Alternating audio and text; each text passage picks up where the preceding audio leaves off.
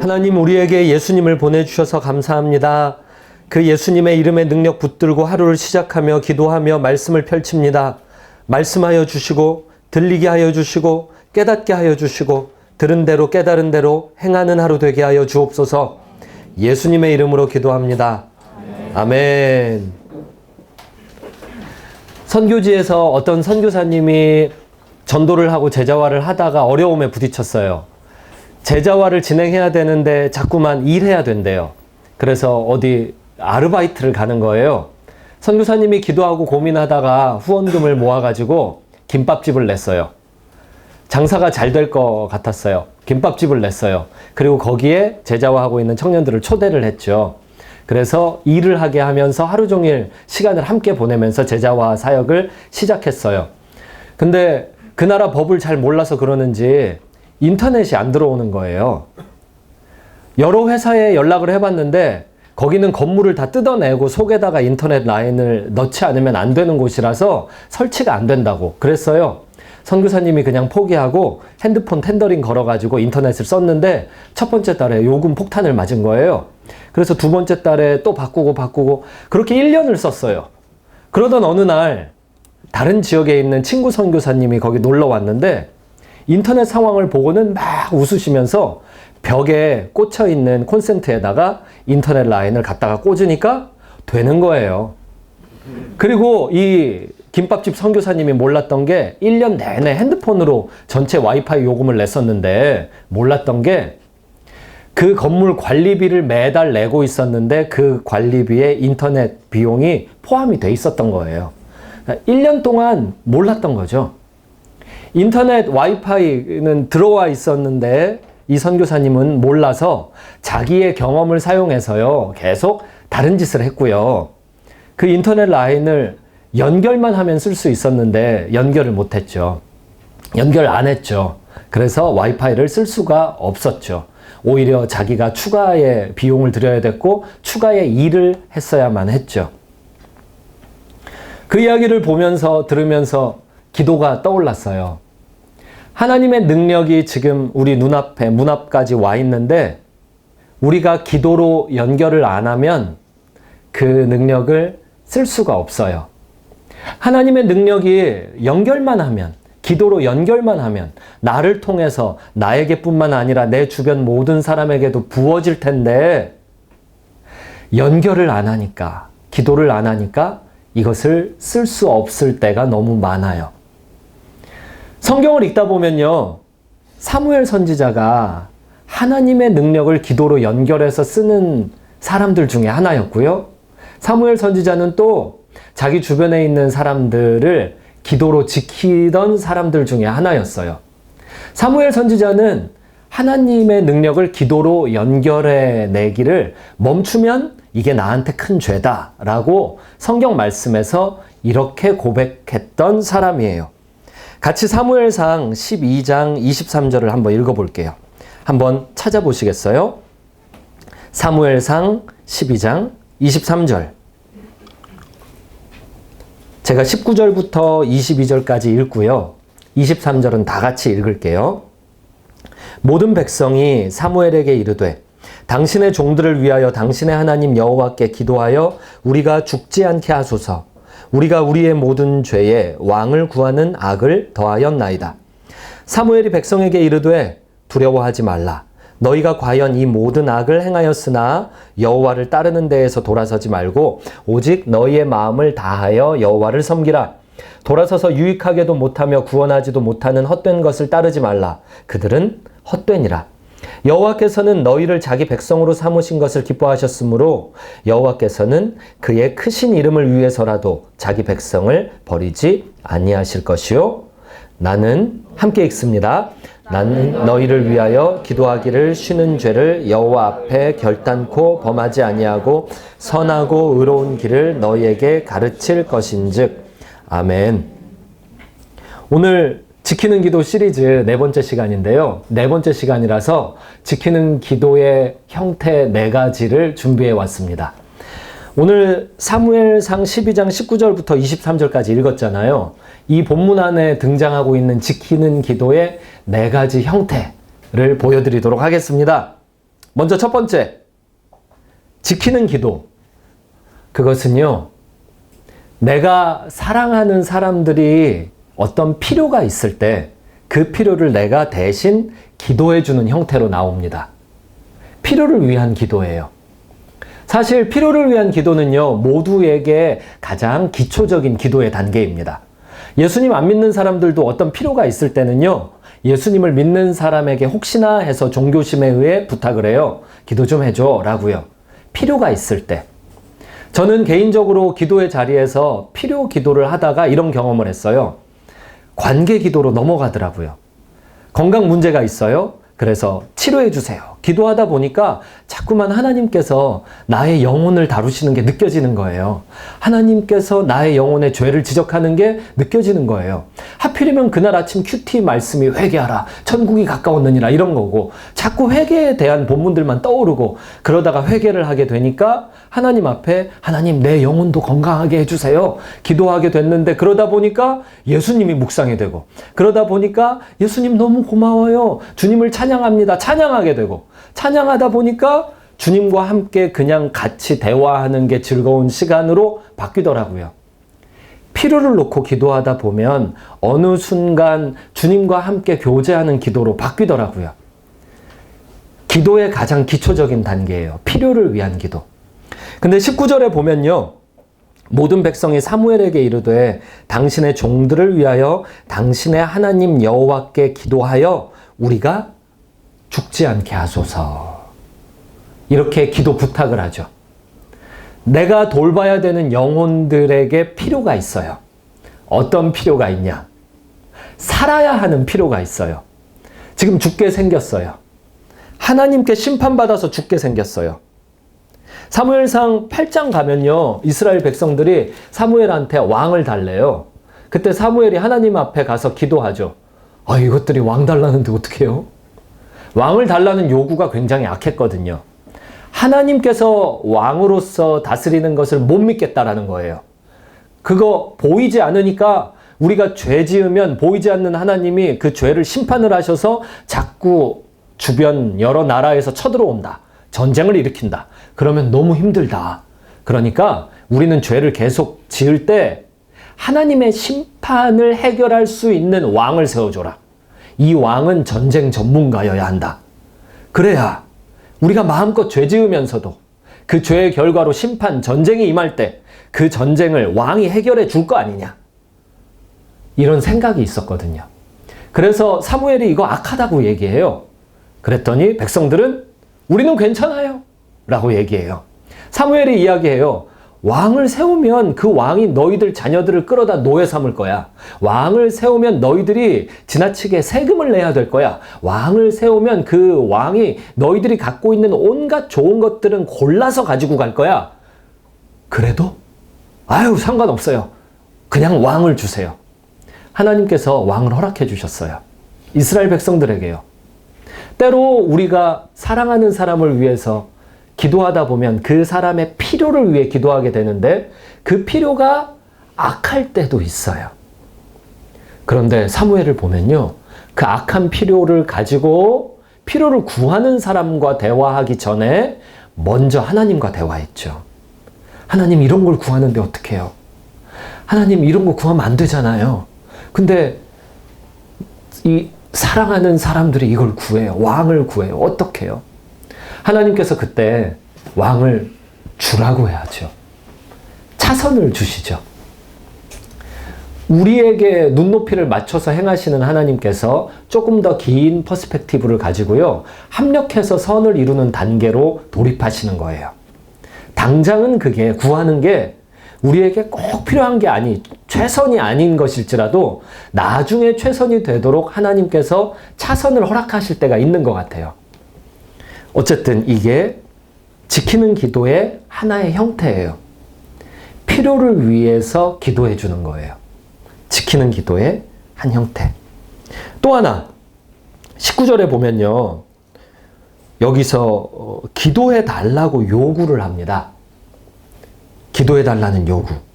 이것도 지키는 기도의 한 형태예요. 내가 지켜야 하는 사람의 필요를 위해 기도하는 것뿐만 아니라 내가 지켜야 하는 사람이 나에게 뭔가 요구하는 거 있어요. 기도해 주세요 라고. 꼭 믿어서가 아니에요. 본인이 그냥 기도해 달라는 요구를 해요. 그거 기도해 주는 것이 지키는 기도의 또 하나의 단계입니다. 또 하나의 모습입니다. 제가 해외로 집회를 나갔는데, 해외로 집회를 나간 첫째 날 집에서 카톡 영상통화가 왔어요. 너무 반가워서 받았는데 좀 표정이 안 좋은 거예요.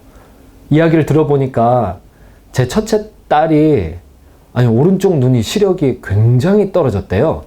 왼쪽 눈은 2.0인데 오른쪽 눈은 0.2가 됐대요. 그래서 이게 거의 안 보이는 수준이라고 그러는 거예요. 그래가지고요, 제가 여보 염려하지 마, 우리 같이 기도하자. 그리고 카톡으로 기도를 했거든요. 근데 기도가 끝나고 나서요, 마음이 너무 어려운 거예요.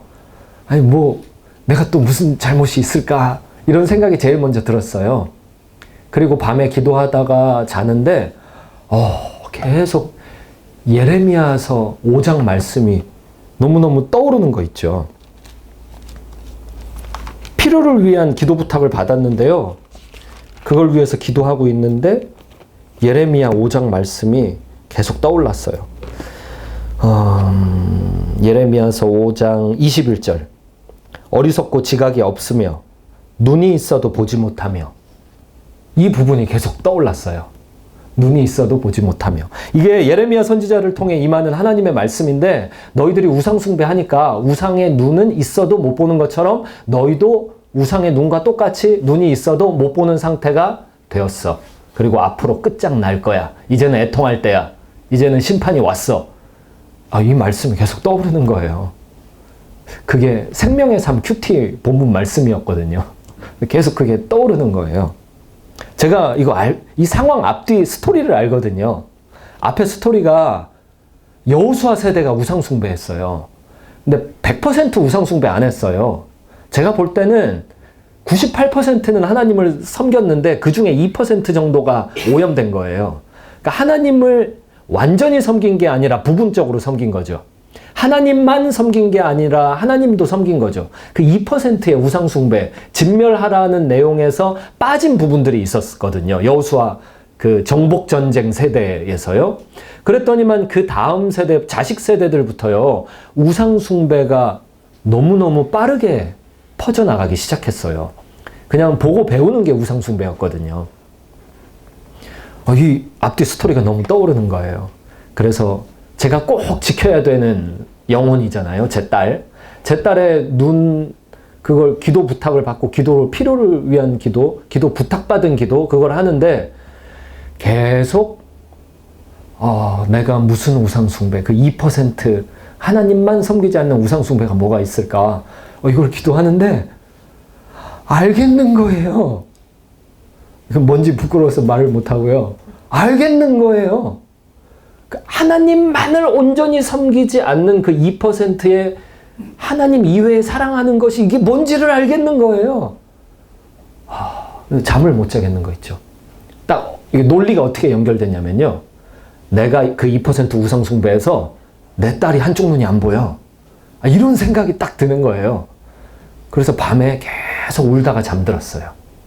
그리고 아침에 일어나가지고 하필 새벽 집회 말씀을 제가 전했는데 말씀 본문을 이걸로 전했어요. 우상숭배에 대한 말씀으로 바꿔서 전했어요.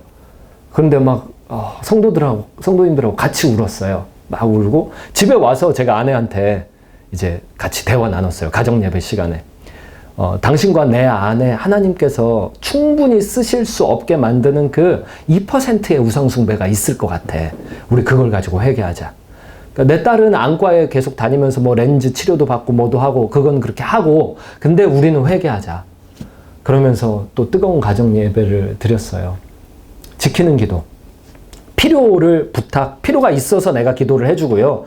또 필요 받은 게 있어서 기도를 해줘요. 그러다 보니까 이제 지키는 기도의 세 번째 모습이 생기는데, 그게 뭐냐면요, 내가 말씀에 순종하는 거예요. 내가. 그게 본문에 어떻게 등장하냐?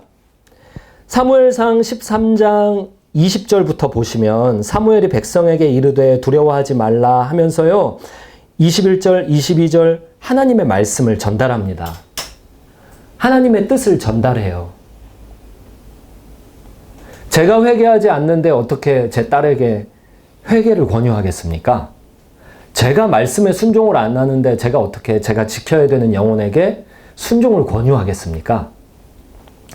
지키는 기도자는요, 말씀에 본인이 순종을 함으로써 말씀을 전하는 사람이 됩니다. 기도와 말씀은 떨어져 있지 않은 거죠. 기도를 부탁받은 사람들이 하나같이 그랬어요. 출애굽 행렬의 모세를 한번 보세요.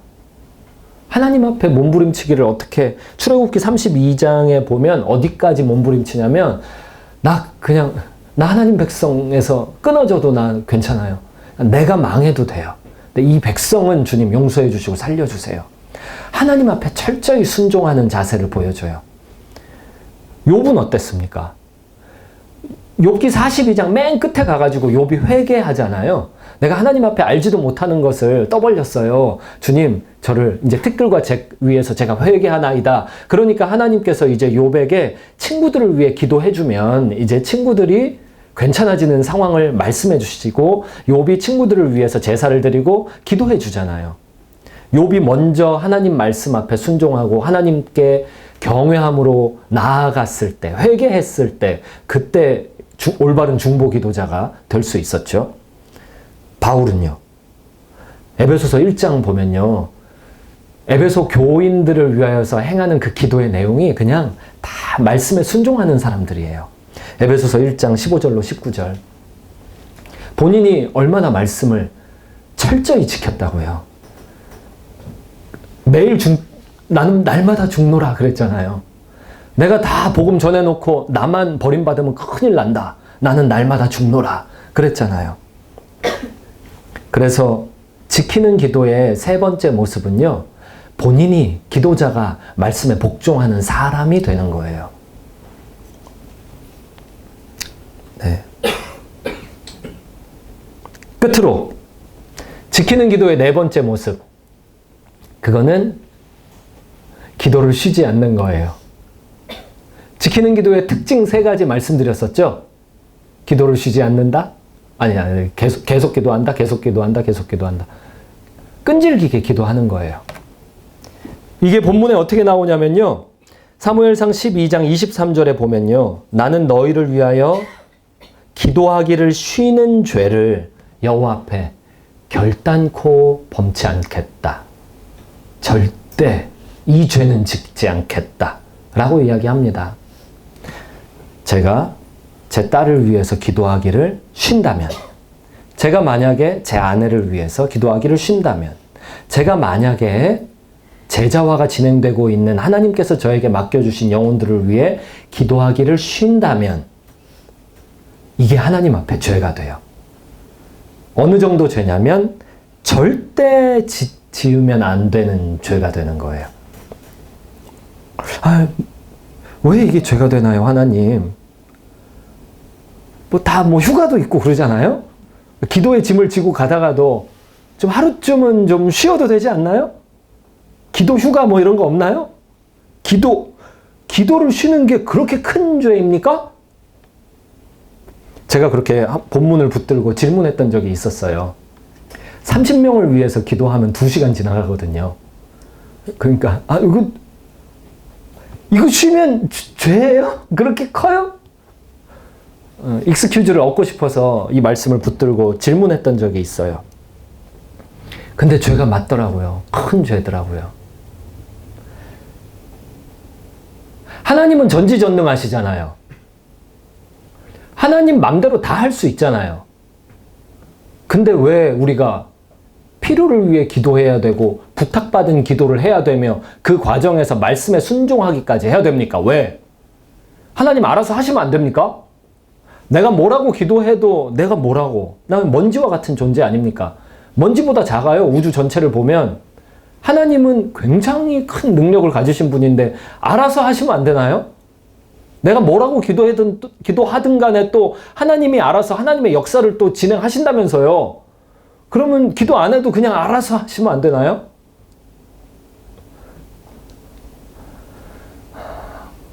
그래도 되죠. 근데 하나님이 그러지 않기로 작정을 하신 거예요. 전지전능한 하나님께서, 창조주 하나님께서 창조의 능력을 제한하시는 거예요. 하나님의 역사를 진행하시는 방법을 하나님의 백성들의 크기로 제한하신 거예요. 만약 이게 아니라면 왜 예수님은 2000년째 안 오십니까? 천국 복음이 모든 민족에게 증거되기 위하여 땅끝까지 전파되리니 그제야 끝이 오리라 그랬잖아요.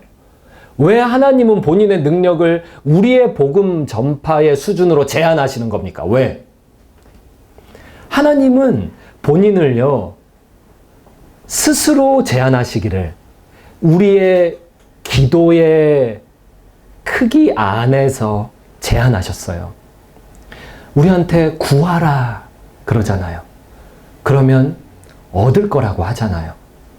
안 구한 걸 안 주시는 거예요. 구할 때 주시는 거예요. 하나님은 하나님의 일을 하나님의 사람을 통해서 하시기로 본인을 스스로 제한하시기로 작정하신 거예요. 에스겔서 한번 찾아볼까요? 에스겔서 36장 37절.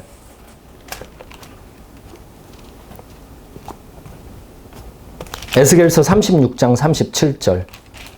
에스겔 36장 1절부터 36절까지 어떤 이야기 하냐면요. 하나님께서 이제 하나님의 백성들을 회복시키고 하나님의 심판의 막대기를 거두어 들이시고 이방 민족들 다 쫓아내시고 다시 전 국가적인 회복을 주겠다라는 약속을 구체적으로 쭉 하십니다. 그리고 나서 그 끝에 에스겔 36장 37절에 이렇게 말씀하세요. 같이 한번 읽어볼까요?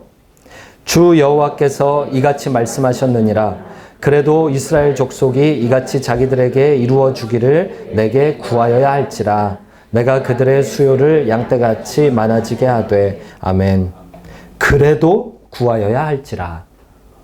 하나님이 주기로 다 작정하신 것들, 축복들이 지금 에스겔서 36장 1절부터 36절까지 쫙 차곡차곡 쌓였어요.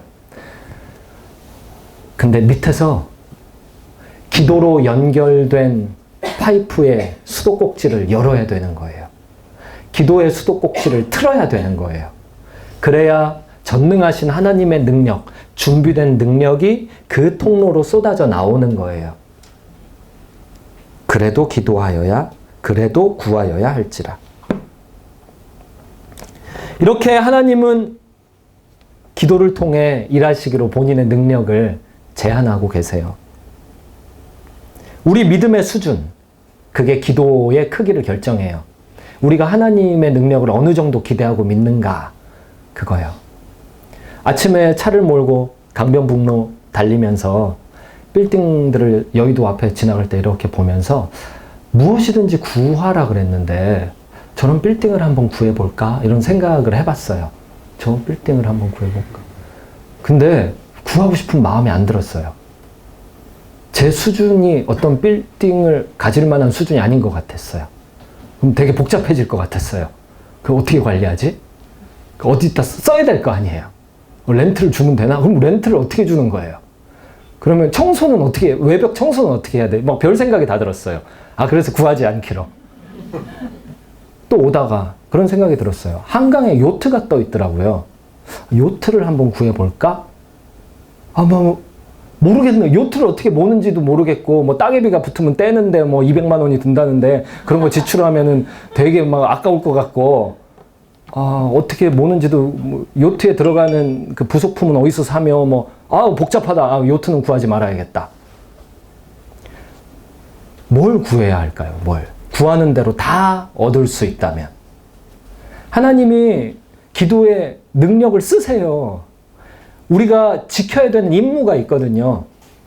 근데 하나님의 능력을 못 믿으면 뭘 하냐면 계속 아까 처음 예화에서 등장한 것처럼 내가 비용을 더 지출하고 내가 더 힘을 들이면서 내 와이파이 좀 쓰는 거예요. 갖다 그냥 꽂기만 하면 되는데 그걸 모르면 못 쓰는 거예요. 하나님의 능력을 갖다가 쓸 수 있도록 하나님께서 길을 열어주셨어요. 이것을 무엇보다도 영혼들 지키는 데다가 잘 쓸 수 있어요. 사무엘이 그랬어요. 기도 쉬면 죄라고. 이게 왜 죄가 되냐면 너무 분명해요. 하나님이 우리에게 이 능력을 다 주시기로 작정하고 기다리고 있는데 우리는 그것만 딱 제껴놓고 다른 거 한단 말이죠.